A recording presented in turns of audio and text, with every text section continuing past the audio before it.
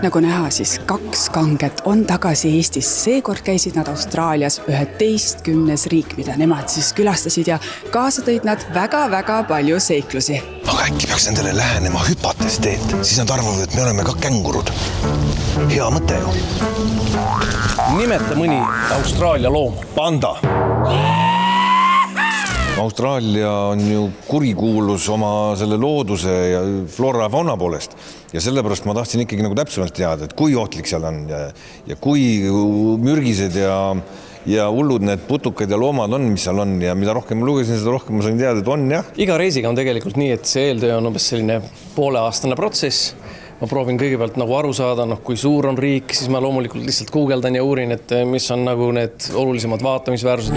Ja siis tahad ukselingist kinni haarata, aga ukselingil ootab sind mutukas, kes on täpselt nii kui puutükk, ehk et ongi arvatavasti siis puukamuflaažiga putukas. Austraalias avastati muidugi kogu riigi võlusid, kuid Kristjani jaoks oli üks meeldejäävamaid asju see, et ta sai esimest korda elus äriklassis lennata.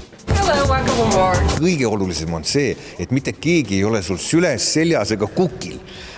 Ehk et sa oled teistest inimestest eraldatud, sul on oma ruum, kus sa saad selle, ma ei tea, mis me lendasime, 13 tundi seal istuda.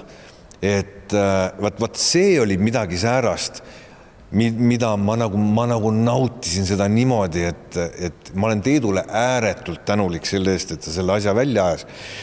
Ja ma ei usu, et ma kunagi elus rohkem üldse sellist asja kogen. See on 2 teraga mõõk. Sellepärast, et nüüd ma tean, mis seal kardina taga on. Nüüd on jube raske niisama lennata, vaadates seda kardinat ja siis teada, et ai, seal taga on see paradiis.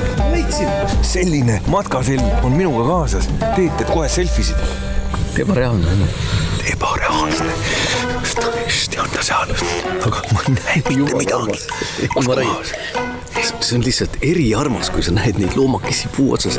Näed, vaata seal. Milline ta on üldse? Näe, vaata, on umbes siuke. No nii, aga kus kohas? Näe, vaata seal. Ta liigutab pead. Ta liigutas pead.